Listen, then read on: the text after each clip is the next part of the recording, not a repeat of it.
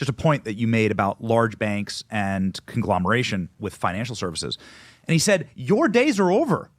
You had a great run. Now it's time for Main Street. Like, we're done with Wall Street. Now it's time for Main Street. The ball's on this guy to stare down the banks right here, this clip, to stare down the banks and say, this administration is not about you. We ran for the working man, and now it's time to serve them. I don't know how long this clip is, but 27 seconds. Let's have a listen. For too long, financial policy has served large financial institutions at the expense of smaller ones. No more. No more. That takes a lot of guts to say that. This administration aims to give all banks the chance to succeed, whether it's J.P. Morgan or your local mortgage and loan. It aims to get capital to Americans who need it by getting bureaucracy out of the way. For too long, PBD is exactly what you just talked about, and people. This was yesterday. When was that, Rob? This was yesterday. Yep, yesterday. To the National Bankers Association, funded by the big banks, created wholesale by corporate banks, and so to be able to have the temerity to go in and say that, and then also his background is so impressive. And I cannot believe I'm doing this. Please don't come for me in the chat. Please, chat, don't come for me over this. But I'm telling you, like, when you go into his background and see that he worked with George Soros. Scott Bessent worked with George Soros as his chief risk manager when he collapsed the British pound.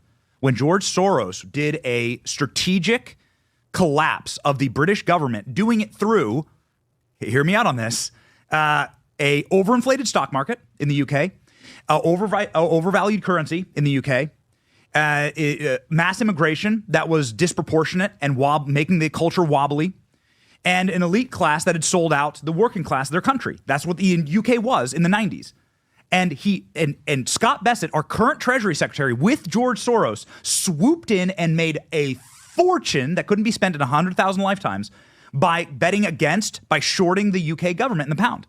And this man saw the structural inefficiencies and the risks associated with the single greatest financial coup in world history, arguably. What made George Soros famous. I'm only saying that to say this. Trump is a genius, man, for bringing this guy on, for ignoring the fact that he's friends with Soros, bringing this guy on to work out these structural inefficiencies in our country so that this can't happen to us. And that's what I believe is actually happening here. Will it lead to a recession? I don't know. I'll leave that for people with much higher IQs. I went to community college. But is Scott Bessent on a warpath to create a wall around our home? And I'd like using the home analogy, the metaphor. I'm sorry, it's going to get old. But Scott Bessent is out there to reinforce against someone like Soros doing that to the American dollar and the American economy. I am 100% in favor of that. Yes, there will be pain. Yes, you'll have to exercise some demons. These are the kind of things that happen when you have when you have demonic possession, which is what the country has right now. When you have things that are really bad and wrong with the country, you're going to have to exercise them out. But that's what Scott Bessent is doing. And if you understand the full picture of what's happening there as he's trying to reinforce, to protect against what he did to the UK, he's doing that for us. That's amazing. Very interesting. I didn't know that, by the way.